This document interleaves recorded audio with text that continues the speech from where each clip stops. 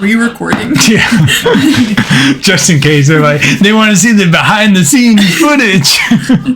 Why'd you need hand lotion for a video? My hands were just irritating me because they were dry. Okay. I personally needed it. The people in the video are going to see. They're going to be like, oh, she's got ashy hands. You should maybe at least the end of your bed. Now it's fixed. Now no one will say anything about the bed. Look at the paintings. Yeah, I know. Anymore. I've given you all of them. I'm nodding and I'm yesing. What? Nothing. Sorry, I don't like to feel dry and cracky like some people. Nasty bitch. I don't know what you're implying.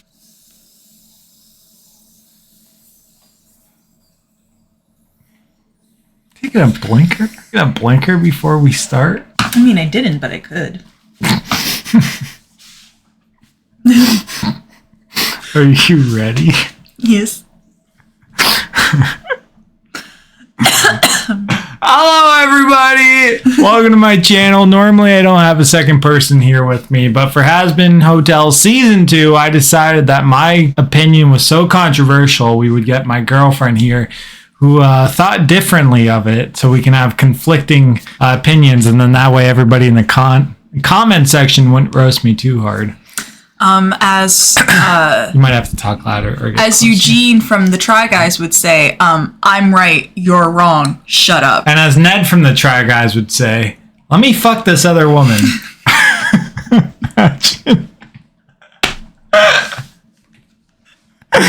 Okay.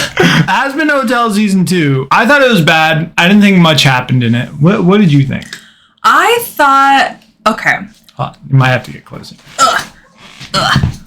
Just gonna when you're editing it, I'm just gonna cut to being far away. Yeah, far away and then close. Exactly.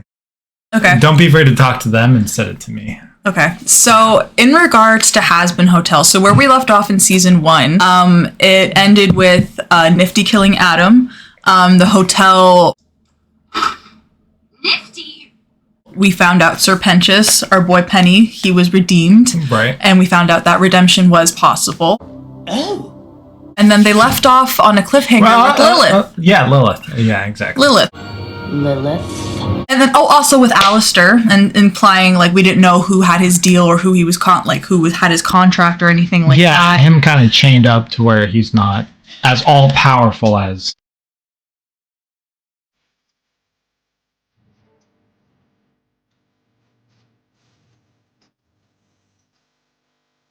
Yeah, he got his ass whooped by Adam.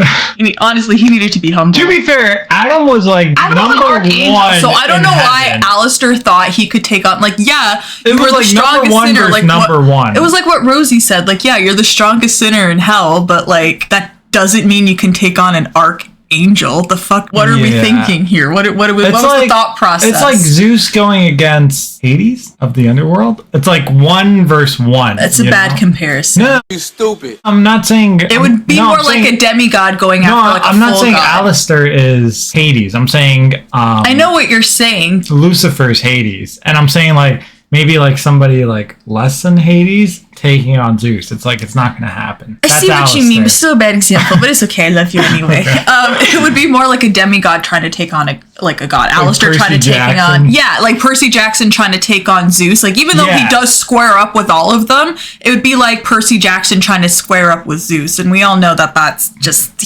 It's not gonna happen. Lightning bolt. They couldn't even take a plane because Zeus was going to blast them out of the sky. Bolt. It's just... Did you read the book? No. Oh, no. That was I haven't had a chance to yet. Right. Yeah, that was in the show. But the show was pretty accurate to the book. Very accurate. It's like I did read the book.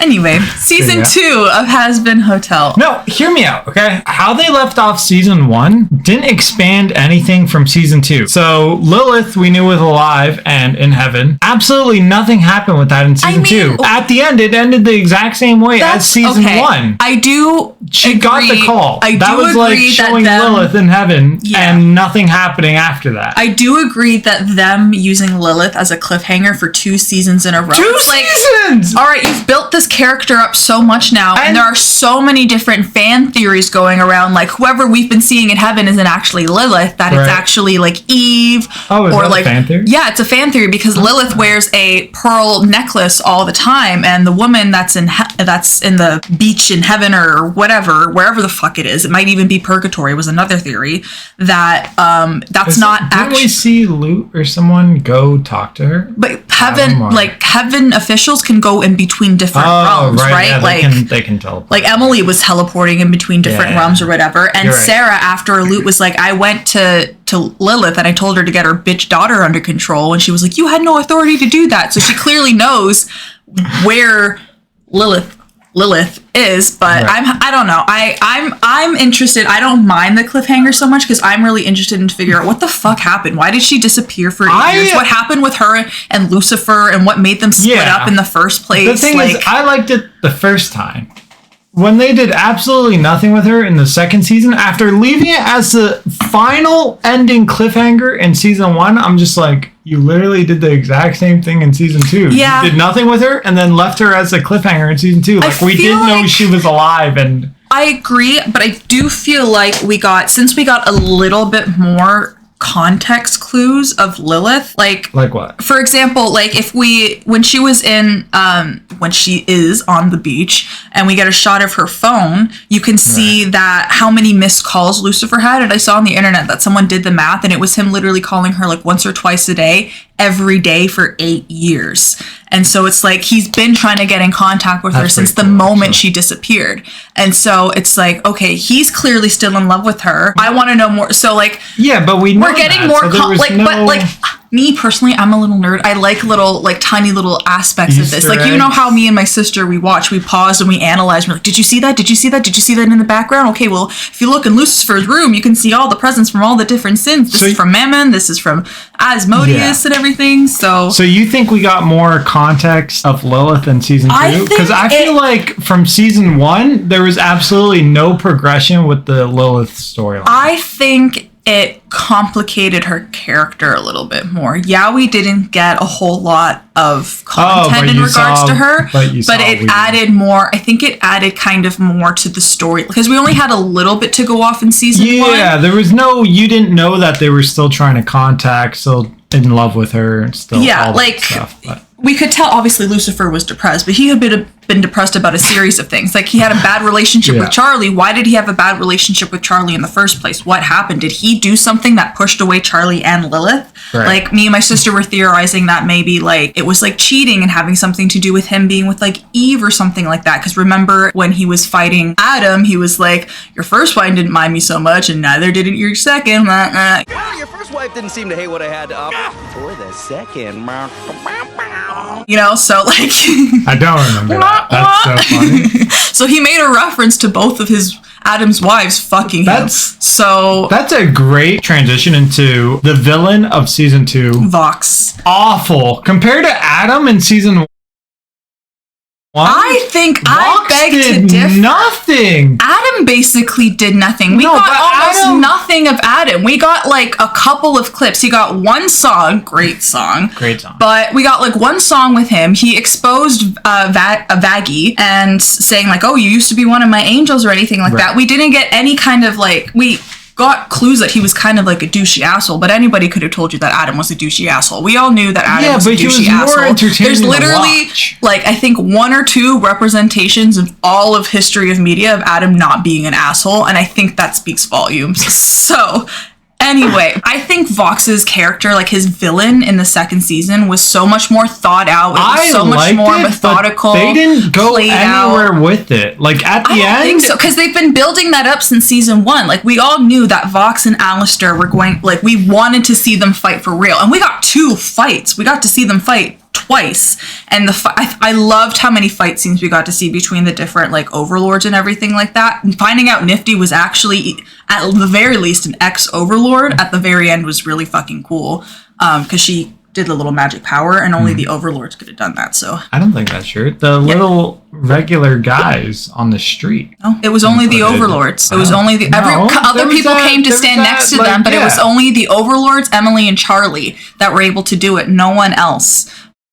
was able to. So if you're thinking of the little like imp-looking overlords, but no, it wasn't anybody. I don't know. Fox was more thought out as a villain, and it had a lot more like layers to it. We got to see him like rise, fall, like mentally with his friends, family. Adam, it was just kind of one note the whole time. Like he just had like one goal, whereas we could see Fox taking advantage of everyone around him. We got his backstory, which was super cool. Like we've been waiting for that. He wasn't just a cult leader; he was a murderer. The backstories were terrible. They were like literally if Batman walked into a room and the Joker was like, parents who died in the back of an alley. It's like. Are you saying you don't like how they like introduced the backstories? Like it felt very abrupt. It felt very rushed. There was no thought behind them. Like Alistair sat with the cannibal girl, and he was like, "If it isn't the guy who made the deal when he was alive, who died as a deer," and it's just like.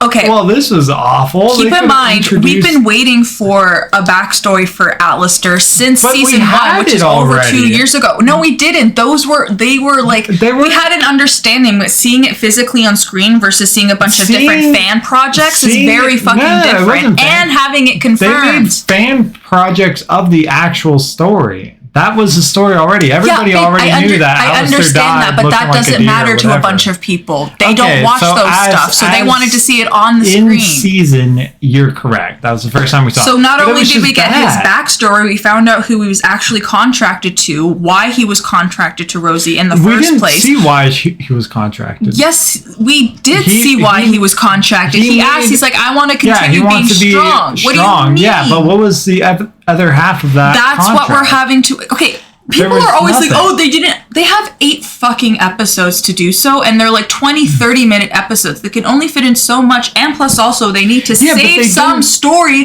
for future seasons. If they give the answer to every problem right out the gate, right when the problem is presented, then there would be no storyline. Everyone would be like, oh, when Alistair was introduced in the first season, that's when we should have got his backstory. No, it's building up the character, building up the anticipation. That's the whole point. Same with Fox, same with... Who else did we get a backstory to? We got a hint of a backstory for Angel, and apparently season 3 is going to be really Angel focused, which I'm... Wait, Angel was what? Mafia who killed his father, because apparently his father was abusive, or beat him. Wait, when was this? This is why you don't even...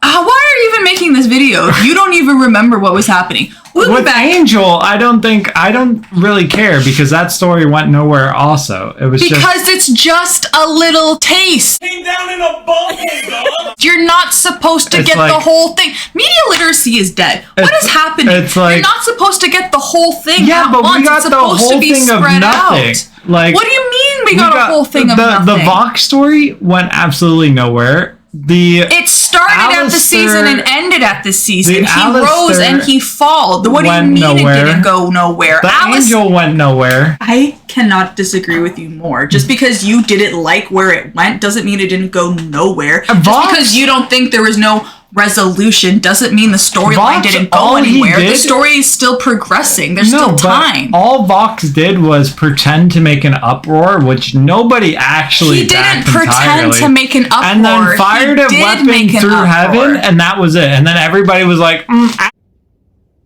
actually, no. You didn't watch this properly. It was bad. You didn't watch this properly. He did not pretend to make an uproar. He didn't just casually, meanderly shoot a weapon at heaven. He methodically planned this out. He wanted to take over heaven from the beginning. Since season 1, the V's plan was to... Vox was bad. Vox didn't have any sort of power to take on any of this. That's the point. He was delusional. He never had a shot to do any of this in the first place. Exactly. At least not by himself. It was a nothing burger. We all knew that he couldn't do anything. I hate when you say that, and it's not nothing. He's delusional. That's what a delusional villain is. He was the same in life, and he was the same in death. That was the mirrorism. He wanted to rise higher than he was actually possibly able to do so, and he had no problem hurting everybody around him in the process to get what he wants, to fulfill his own selfish dreams. Just because he wasn't the most OP villain doesn't mean he wasn't a villain. Yeah, but I'm saying he did nothing. Like in the grand scheme of things. What do you mean he did nothing? He shot a laser around most of hell. He kidnapped Lucifer and used him as a power source for his weapon. Kidnap Lucifer. He's dumb. Babe, you need to rewatch the show with me and the finale because you really did not, and you need to take a media literacy course because this is crazy. Literally nothing happened. Vox That's not true. We are at the exact same stage that we are when season 1 ended. We're not. When season 2 We're at a ended. completely different stage. The V's are canceled and they're separated. Angels the no V's longer aren't stay. canceled because they spun the media. Fox isn't there anymore. They're no longer a powerful group of 3. They're a group of 2. They still have the 2. Okay. No. Regardless, Vox did do stuff. Vox betrayed his V's, so he's no longer going to be able to be powerful. And if he does come back, he's not actually dead. We don't know what happened with Vox, so he might be able to come back and be more of a threat later on anyways. Regardless, we don't know. Vox was never the main villain of the story. It was always going to end up being between heaven and hell. Like, that was always the thing. He's just a hurdle that they had to get over. Like, he's not the main villain of the story. If anything, that's probably going to be Alistair. So him not having, like, a super major, like, him not being super powerful and him obviously being over delusional and thinking he'll be able to take over heaven, that's part of his villain arc, his villain origin story. He had no hopes of doing it by himself, so he took any drastic crazy means as he could, like brainwashing all of hell and using Lucifer as a weapon to fire at heaven and stuff like that, and eventually he used the weapon against hell people, sinners. Sinners. Yeah, but I'm saying that they got literally somebody who everybody already knew wasn't going to be able to do anything to be the villain in season 2. I was very stressed the entire season because I wasn't. You thought Vox was going to be able to kill. I mean, did he not shoot a laser up into heaven and knock all of the gates off of heaven and kill some people in heaven? Yes, he did. Yeah, I know. They built it up good, but then it just ended so abruptly to where nothing because happened. He lost his mind. It didn't end abruptly. Alistair said when he was singing with Vox, he's like, till you brought me here to be your unwilling audience or something while you lose your marbles in Act 3. It's been stated that he was progressively losing his mind. As he was getting closer and closer to his goal, he was slowly losing more and more of his sanity. So when he got close enough to his goal, Alistair, who's been doing exactly what he's been doing since season 1, which is getting under Vox's skin on purpose, was sowing the seeds to make him lose his mind. So when it came down to him actually being able to take over heaven, which he would have been able to do with that weapon that Carmilla created for him, he ended up losing it and going after Alistair instead, because to him, his ego was more important than anything else, and he wanted to take out Alistair, and his priorities switched. First. Yes? What? Can I come in? What? I'm eyes right down the street. We're supposed to see our surprise. Okay. We gotta come back to this. Yeah. Quickly, We might have the to make songs. a part. Oh, the songs. The songs are terrible. There was like 3 good ones. Losing Streak, Husks, Gravity.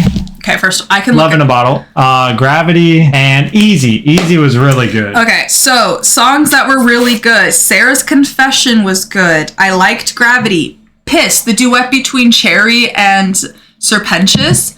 They say time. It was okay. I don't think I'm going to replay it, though. I have multiple times. It's so good. Okay. Don't you forget the song between Alistair and Rosie? Don't you forget, you are my pet. Not good. I say when to sit or stay. You know what it is? Just play dead. I think they try to do the... Clean It Up, Nifty song. Hold on. They try to do, they try to talk through the monologue to try to progress some of the story that they didn't have happening. That's instead of making an actual song. No, but if you go to part 1, they made actual songs instead of just talking their way through. I think Vox had a lot of songs, and a lot of his songs were all kind of like that. It's just trying to further the monologue. He had it wasn't an actual song. One good song, and it was Brighter. The one at the end. Brighter was good. That one was his best song. But yeah, it was a bunch of trying to further the storyline instead of an actual song. So I'm like, sometimes, but I only got that vibe with Vox's songs. I didn't get that with anybody else. But that could have just been the style of his songs. Yeah, we're coming. She's here at the door. Okay, that was part 1. We might have part 2 later. Hope you guys enjoyed. Bye.